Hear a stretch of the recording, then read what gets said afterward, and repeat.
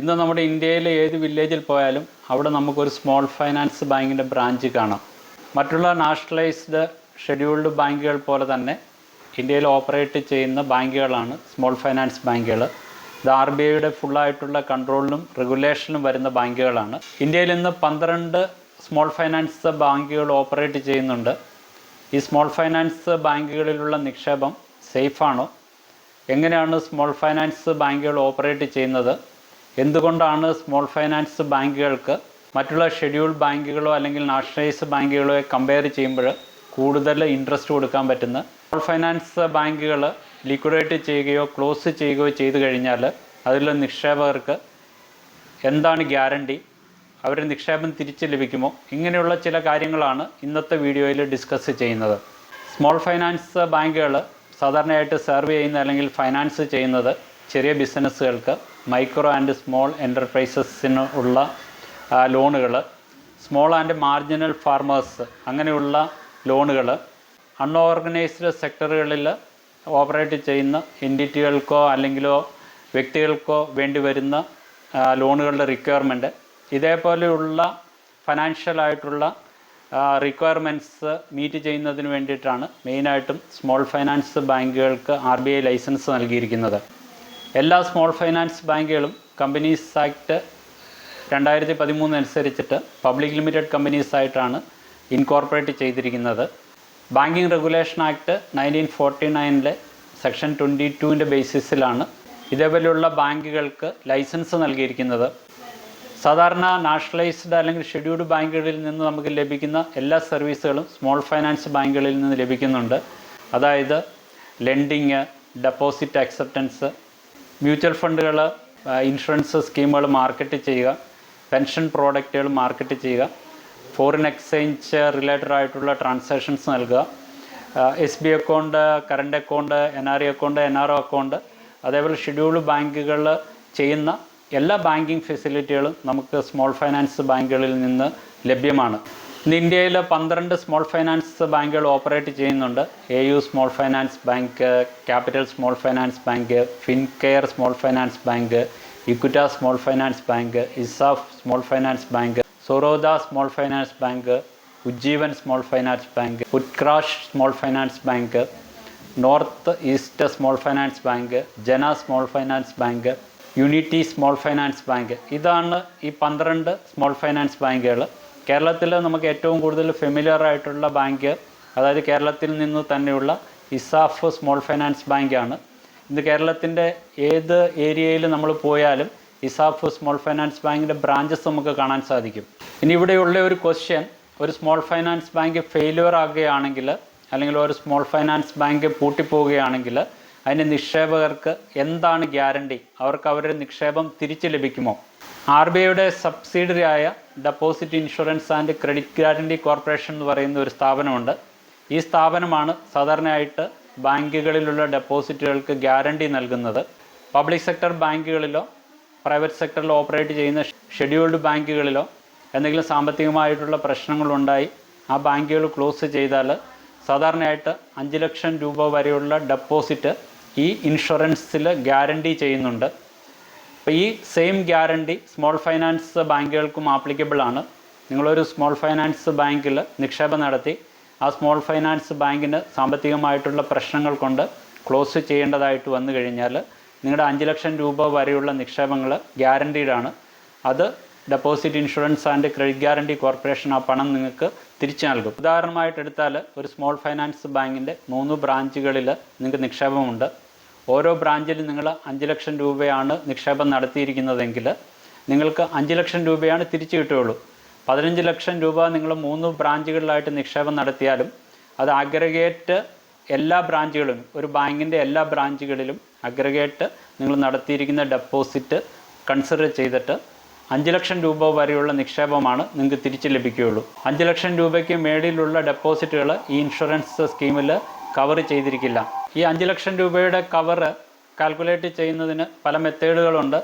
നിങ്ങൾ സിംഗിളായിട്ടാണ് account operate ചെയ്യുന്നതെങ്കിൽ അതിനൊരു 5 ലക്ഷം രൂപയുടെ കവർ നിങ്ങൾക്ക് ലഭിക്കും. നിങ്ങൾ മറ്റൊരു വ്യക്തിയുമായിട്ട് ജോയിൻ്റ് ആയിട്ടാണ് ഈ അക്കൗണ്ട് ഓപ്പറേറ്റ് ചെയ്യുന്നതെങ്കിൽ അങ്ങനെയുള്ള ഡെപ്പോസിറ്റുകൾക്ക് 5 ലക്ഷം രൂപ കവർ ലഭിക്കും. നിങ്ങളൊരു സ്വന്തമായിട്ടൊരു സോൾ പ്രൊപ്പറേറ്റർഷിപ്പ് ഒരു സ്ഥാപനം നടത്തുന്നുണ്ട്. ആ സോൾ പ്രൊപ്പറേറ്റർഷിപ്പിൻ്റെ പേരിൽ നിങ്ങൾക്കൊരു അക്കൗണ്ട് ഉണ്ട്. നിങ്ങളുടെ പേഴ്സണലിൻ്റെ പേരിലും ഒരു അക്കൗണ്ട് ഉണ്ടെങ്കിൽ ഈ 2 അക്കൗണ്ടുകളും രണ്ടായിട്ടാണ് കൺസിഡർ ചെയ്ത് ഓരോ അക്കൗണ്ടിനും 5 ലക്ഷം രൂപ വരെയുള്ള ഇൻഷുറൻസ് കവർ ലഭിക്കും. ഇവിടെ വരുന്നൊരു ക്വസ്റ്റ്യൻ, സ്മോൾ ഫൈനാൻസ് ബാങ്കുകളിലുള്ള നിക്ഷേപം സേഫ് ആണോ എന്നുള്ളതാണ്. തീർച്ചയായിട്ടും ഇവിടെ നമ്മൾ കൺസിഡർ ചെയ്യേണ്ട ഒരു കാര്യം, നാഷണലൈസ്ഡ് ബാങ്കുകളിലോ അല്ലെങ്കിൽ പ്രൈവറ്റ് സെക്ടറിൽ ഓപ്പറേറ്റ് ചെയ്യുന്ന മറ്റ് ഷെഡ്യൂൾഡ് ബാങ്കുകളിലോ നൽകുന്ന ഇൻട്രസ്റ്റ് റേറ്റിനേക്കാളും വളരെ കൂടുതലാണ് സ്മോൾ ഫൈനാൻസ് ബാങ്കുകൾ നൽകുന്നത്. സ്റ്റേറ്റ് ബാങ്ക് ഓഫ് ഇന്ത്യ 2.75% മുതൽ 3% വരെയാണ് SBI അക്കൗണ്ടിൽ ഇൻട്രസ്റ്റ് നൽകുന്നതെങ്കിൽ പല സ്മോൾ ഫൈനാൻസ് ബാങ്കുകളും 5 മുതൽ 7.5% വരെയും SBI അക്കൗണ്ടിൽ ഇൻട്രസ്റ്റ് നൽകുന്നുണ്ട്. സ്റ്റേറ്റ് ബാങ്ക് ഓഫ് ഇന്ത്യ 7% വരെയാണ് ഫിക്സഡ് ഡെപ്പോസിറ്റിൽ ഇൻട്രസ്റ്റ് നൽകുന്നതെങ്കിൽ പല സ്മോൾ ഫൈനാൻസ് ബാങ്കുകളും 9.5% വരെയും ഫിക്സഡ് ഡെപ്പോസിറ്റിന് ഇൻട്രസ്റ്റ് നൽകുന്നുണ്ട്. നമ്മളിവിടെ ആലോചിക്കേണ്ട ഒരു കാര്യം, നമുക്ക് സാധാരണ ബാങ്ക് റേറ്റിനേക്കാൾ കൂടുതൽ ഇൻട്രസ്റ്റ് ഏത് സ്ഥാപനം നൽകിയാലും അതിൽ റിസ്കിൻ്റെ ചെറിയൊരു എലമെൻ്റ് ഉണ്ട്. ഒരു ബാങ്കിനെ സംബന്ധിച്ചിടത്തോളം അവർ ഡെപ്പോസിറ്റായിട്ട് സ്വീകരിക്കുന്ന പണം അവർക്ക് മറ്റുള്ള രീതിയിൽ ലോണായിട്ട് കൊടുത്താലാണ് അതിൽ നിന്ന് ഹയറായിട്ടുള്ള ഒരു ഇൻട്രസ്റ്റ് ഏൺ ചെയ്ത് ആ ബാങ്കിന് ലാഭം ഉണ്ടാക്കാൻ സാധിക്കുകയുള്ളൂ.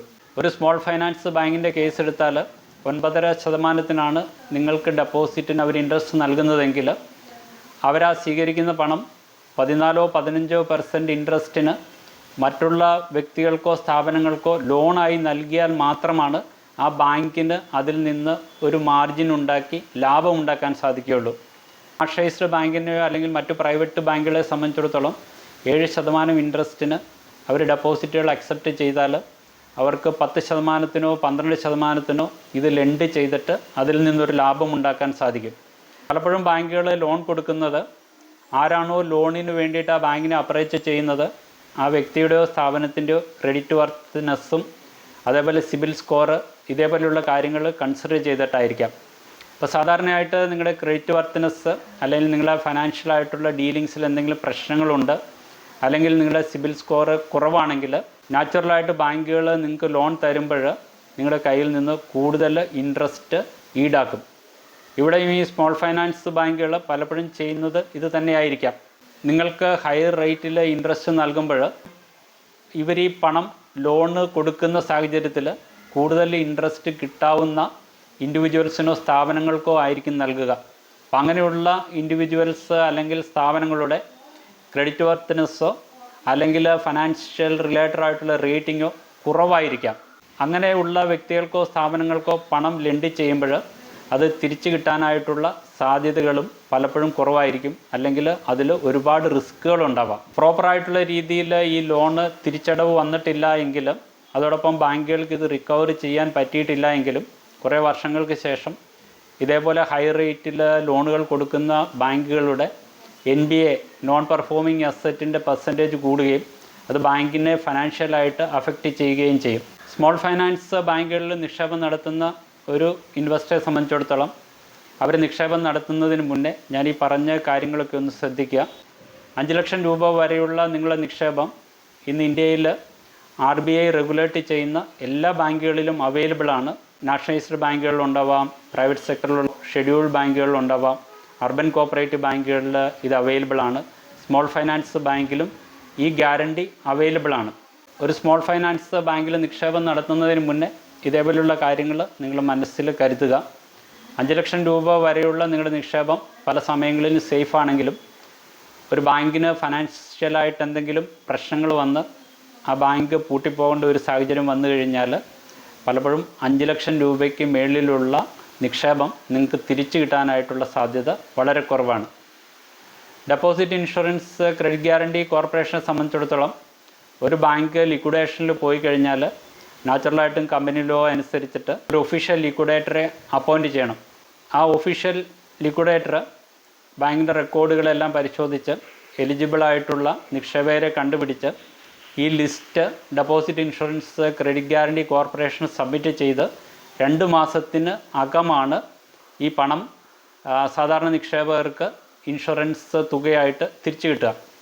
ഒരു കമ്പനി ലിക്വിഡേഷനിൽ പോയി അതിൻ്റെ കാര്യങ്ങളെല്ലാം സെറ്റിൽ ചെയ്ത് വരണമെങ്കിൽ ചിലപ്പോൾ വർഷങ്ങൾ സമയമെടുക്കുന്ന ഒരു പ്രോസസ്സാണ്. അപ്പോൾ ആ പ്രോസസ്സെല്ലാം കംപ്ലീറ്റ് ചെയ്ത് ഈ പണം തിരികെ ലഭിക്കണമെങ്കിൽ ചിലപ്പോൾ കുറേ വർഷങ്ങൾ നിങ്ങൾ വെയിറ്റ് ചെയ്യേണ്ടതായിട്ട് വരും. ഇതേപോലെ യൂസ്ഫുൾ ആയിട്ടുള്ള വീഡിയോകൾ നിങ്ങൾ യഥാസമയം എത്തണമെങ്കിൽ ഈ യൂട്യൂബ് ചാനൽ സബ്സ്ക്രൈബ് ചെയ്യുക. ഈ വീഡിയോ യൂസ്ഫുൾ എന്ന് തോന്നിയാൽ മറ്റുള്ളവരെ അറിവിലേക്ക് ഷെയർ ചെയ്യുക. ഇതേപോലെ യൂസ്ഫുള്ളും ഇൻഫോർമേറ്റീവുമായിട്ടുള്ള മറ്റൊരു വീഡിയോയുമായിട്ട് മറ്റൊരവസരത്തിൽ കാണുന്നവരെ നന്ദി, നമസ്കാരം.